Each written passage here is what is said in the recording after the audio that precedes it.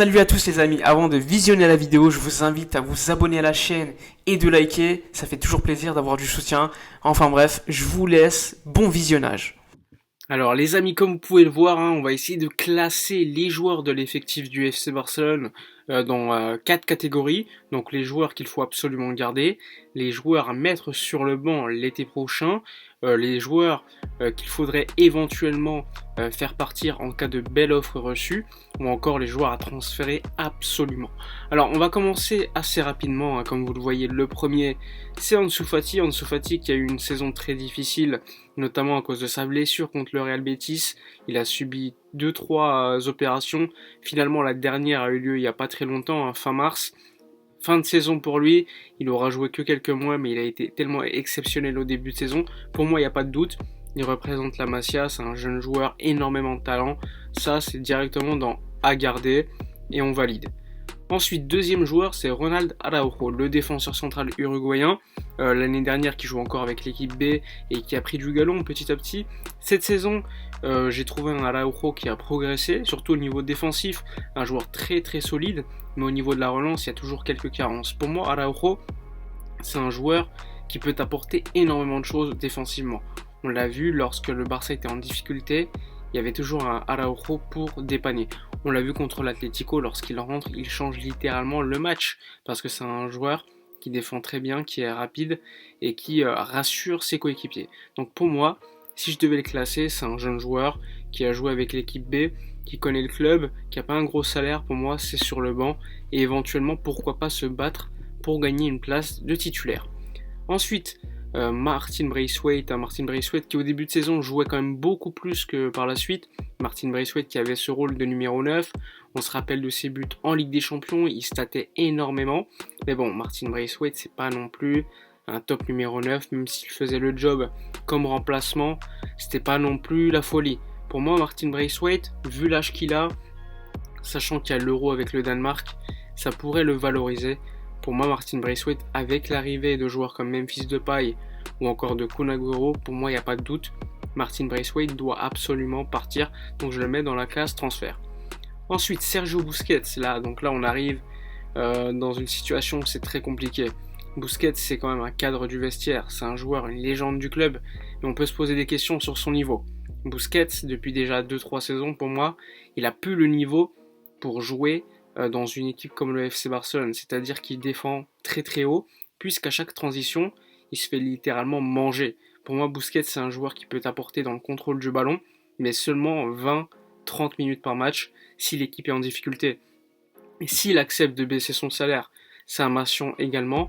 Pour moi, la seule solution pour lui, ce serait de rester sur le banc, et s'il n'est pas content, ce serait un transfert. Donc pour moi, je le mets quand même sur le banc. Filipe Coutinho, saison également compliquée pour lui. Il avait bien commencé 2-3 matchs très corrects, très bons, notamment contre Villarreal ou encore le Celta Vigo. Mais par la suite, on l'a vu, ça a été beaucoup plus compliqué. Ronald Koeman a fait confiance à Pedri, qui est passé devant lui. Et surtout, à partir de janvier, il me semble, Coutinho se blesse gravement. On ne le revoit plus de la saison. Sachant que son contrat se termine en 2023, qu'il a, il me semble, 28 ou 29 ans, le gros salaire qu'il touche, la possibilité pour le Barça de gagner, on va dire 40-50 millions d'euros venus d'Angleterre, pour moi il n'y a pas de doute, c'est transfert directement. Frenkie de Jong qui est pour moi l'un des meilleurs joueurs du Barça cette saison, pour moi il n'y a même pas à débattre. Pour moi son meilleur poste c'est relayeur, on le voit quand il arrive dans la surface, il est tellement intéressant, c'est un joueur qui est très difficile à presser, qui peut dépanner en défense centrale, qui peut même jouer ailier sur certaines phases de jeu. Pour moi c'est un joueur total, il n'y a aucun doute, pour moi c'est directement dans la case à garder. Ousmane Dembélé, autre joueur qui peut faire débat. Ousmane Dembélé, vous le savez, c'est le seul peut-être aujourd'hui ailier qu'on a dans l'effectif qui est à disposition de Ronald Koeman. C'est un joueur très intéressant, mais vous le savez, c'est pas non plus le meilleur finisseur du monde. On l'avait vu contre le PSG, et c'est un joueur surtout qui sort de 2-3 ans où il était blessé, qui a besoin de reprendre confiance. Il lui reste 1 an de contrat, et s'il ne prolonge pas, eh bien l'année prochaine, s'il reste, eh bien il partirait gratuitement. Donc pour moi, c'est très compliqué, sachant que pour l'instant, il n'y a pas eu d'avancement dans les négociations.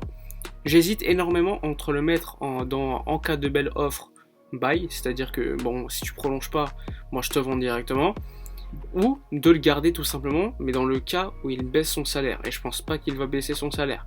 Et s'il baisse pas son salaire, je le vendrai en cas de belle offre. Donc je le mets quand même dans la case numéro 3. Serginho Dest qui est arrivé cette saison, je l'avais dit lorsqu'il était arrivé, c'est un joueur avec beaucoup de potentiel, très bon offensivement, un peu moins défensivement.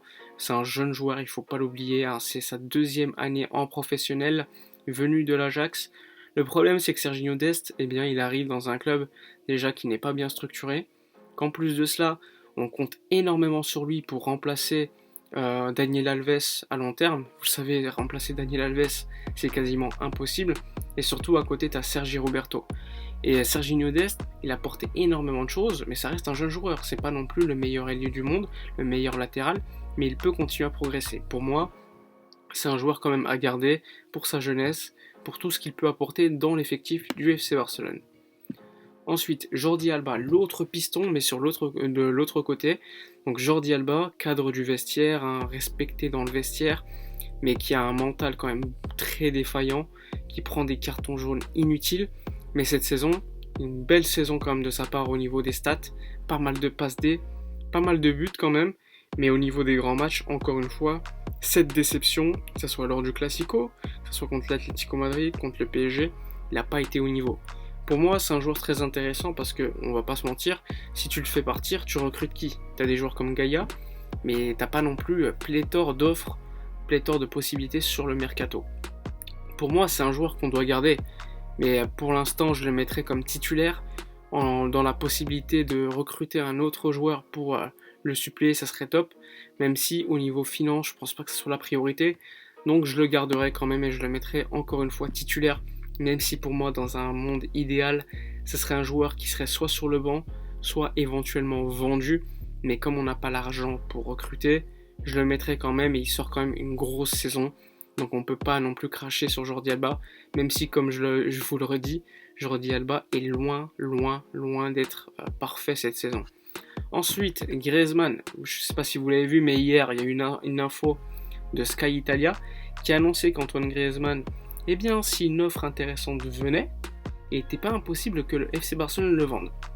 Alors Griezmann, vous le savez, c'est un joueur tellement fort, c'est un joueur confirmé. Pour moi, c'est un joueur qui a rien à prouver, même si au Barça, il avait beaucoup de choses à prouver parce qu'il venait dans un club qui jouait par rapport à l'Atlético Madrid un jeu différent, même si sous Ernesto Valverde ou encore Quique Setién, c'est pas ce qu'on a vu.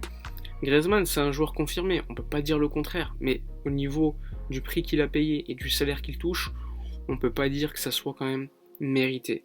Il faut le rappeler, 120 millions d'euros plus 15 millions d'euros de commission et un salaire quand même de 24 millions d'euros net par an, ce qui est énorme. Sachant que l'année prochaine, si Ronald Koeman reste, le 4-3-3 va revenir. Donc, si Messi reste en plus, pourquoi Griezmann resterait ? Sachant que son meilleur poste, c'est dans une attaque à 2. Donc pour moi, en cas de belle offre, je le vendrai, sachant que je pense qu'on pourrait quand même recueillir, bon, allez, on va dire 80 millions d'euros, vu l'année 2021 qu'il nous fait avec beaucoup de buts, beaucoup de passes décisives. Ensuite, Junior Firpo qu'on n'a pas revu depuis le match contre le PSG au Parc des Princes, où il est mis dans sa poche Kylian Mbappé, ce qui n'est pas non plus facile. Après, on peut pas dire que ça soit non plus un joueur qui a montré énormément de choses au Barça. J'attendais énormément de choses de lui par rapport à ce qu'on avait vu au Real Betis, même si c'était dans un dispositif très offensif à 3. Pour moi, cet été, il faudra quand même le vendre. Absolument, c'est un joueur qui n'a pas non plus prouvé énormément de choses, qui est totalement substituable par des joueurs de la Masia, ou encore pourquoi pas recruter un autre joueur. Mais bon, pour moi, Junior Firpo n'a plus sa place au FC Barcelone.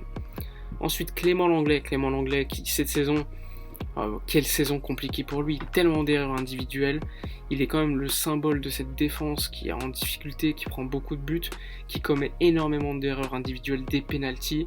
Littéralement, on pouvait parler de taxe Clément Lenglet parce qu'à chaque match, il coûtait un but. Mais bon, c'est pas le seul responsable. Depuis quelques mois, il était revenu à un niveau plus ou moins correct, c'était pas exceptionnel, mais il revenait à un certain niveau. Mais bon, Clément Lenglet, cette saison, globalement, pour moi, c'est une déception.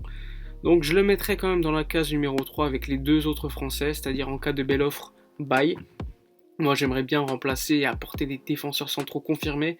Et si tu peux le vendre, je sais pas, on va dire 50 millions d'euros, même si ça me paraît beaucoup, ça serait parfait. Et tu pourrais recruter en plus derrière un autre défenseur central, pour moi un peu plus fort.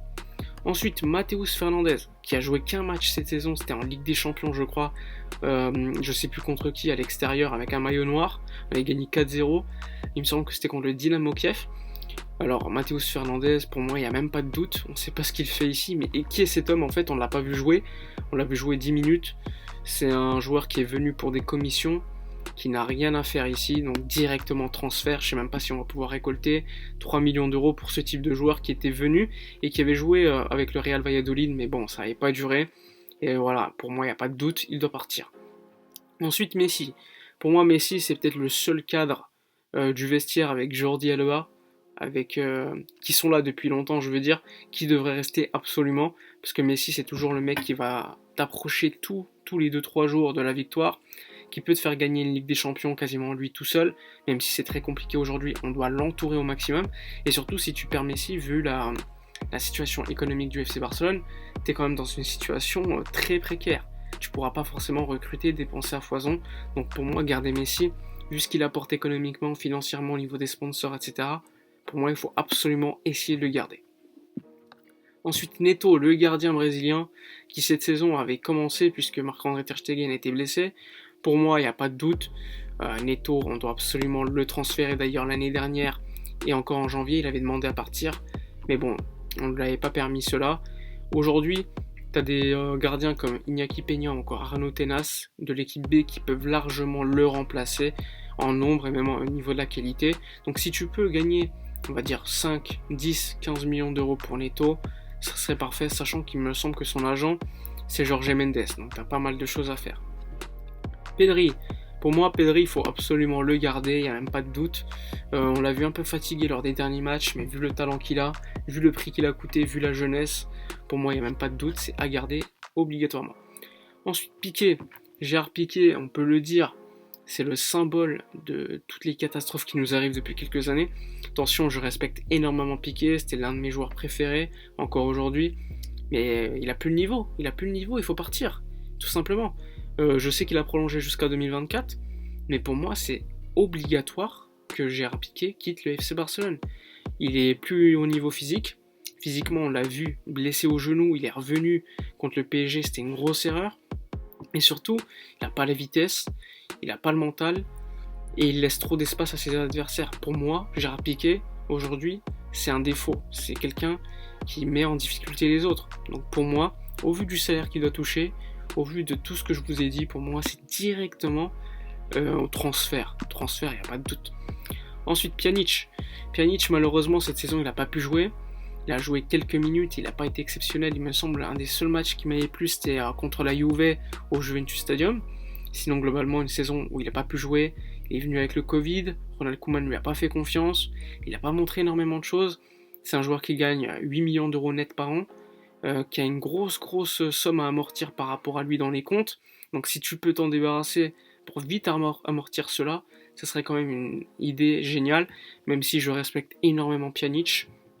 Si Koeman reste en plus, ce qui est potentiellement quand même une possibilité, pour moi il choisira de partir, donc moi je le mettrai quand même dans la case transfert. Je pense qu'il pourrait quand même nous ramener, on va dire 20, 30, 35 millions d'euros.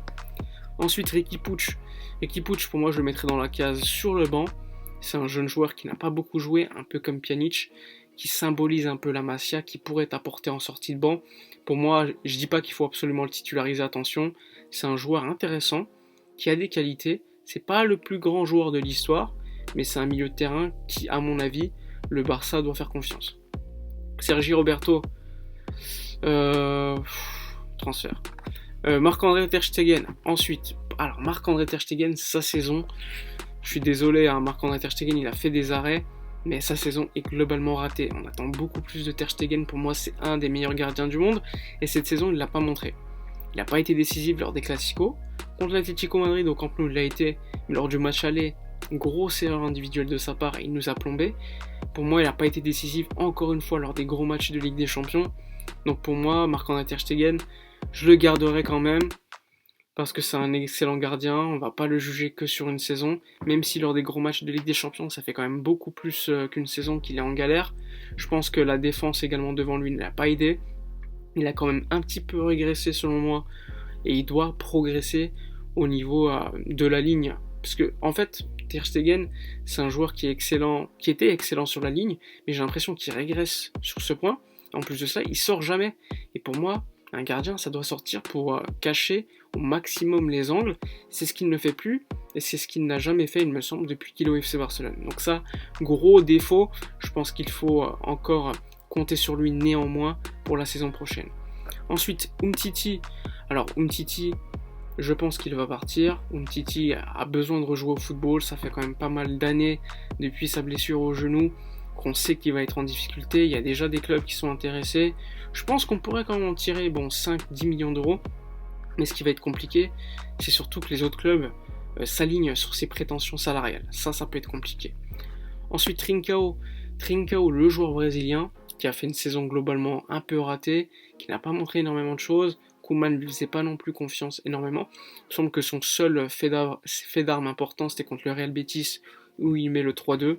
Sinon, globalement, j'ai été déçu de sa saison, surtout que j'avais suivi un petit peu à Braga ce qu'il faisait, c'était très intéressant. Donc pour moi, vu que c'est un ailier, quand même, tu pourrais le mettre sur le banc, j'hésite. Je le mettrais quand même en cas de belle offre, je le vendrais, parce que je pense qu'il pourrait quand même nous apporter 20, 25, 30 millions. Sachant qu'il y a quand même des ailiers comme Conrad de la Fuente, Alex Collado, qui pourraient le remplacer, ce serait totalement substituable à mon avis, et comme c'est des Massians, tu n'aurais pas d'argent dépensé et tu récolterais quand même de l'argent. J'ai pas mis d'autres joueurs, hein. J'aurais pu mettre, je sais pas, Miranda, d'autres joueurs prêtés comme Carles Alenia. Pour moi, c'est des joueurs qui, à mon avis, n'auront pas leur chance au FC Barcelone, malheureusement. J'ai pas mis Emerson, je le mettrais à garder, parce que c'est un joueur qui peut apporter énormément de choses en concurrence avec Dest, sachant que Sergi Roberto transfert, pour moi ça ferait un doublon entre Dest et Emerson. J'ai probablement oublié d'autres joueurs, mais je pense que j'ai traité l'intégralité des joueurs, en tout cas les plus intéressants. Il y a Todibo également, je le mettrai également en transfert. Je sais qu'il y a déjà Nice qui est prêt à l'acheter puisqu'il y avait une option d'achat, donc là il n'y a pas de souci. Si tu calcules tout ça, Braithwaite on va dire 10-15 millions d'euros, Coutinho 40, Firpo 10, Matthäus 0, Neto 10, Piqué 0, Pjanic 20-30, Sergi Roberto 20 millions, Umtiti 10 millions. En gros tu pourrais quand même t'en sortir avec cette ligne de transfert avec 80 millions, même un peu plus. Par contre là, en cas de belle offre buy, tu peux apporter beaucoup plus d'argent. Dembélé c'est 50-60, Griezmann c'est 70-80-90, l'anglais ça peut être 30-40, Trincao 20-25, donc il y a quand même pas mal de choses à faire. Et si tu additionnes, ça te fait quand même une bonne quinzaine de joueurs à dégager, selon moi en tout cas. Enfin bref, dites-moi dans les commentaires votre avis, la vidéo était un peu longue, mais bon, je devais m'expliquer à chaque fois pour les choix. N'oubliez pas de liker, commenter, partager, donnez vos avis dans les commentaires, dites-moi quel joueur il faut absolument garder, quel joueur il faut dégager, quel joueur il faut mettre sur le banc, etc. Je vous dis à la prochaine et d'ici là, comme d'habitude, portez-vous bien.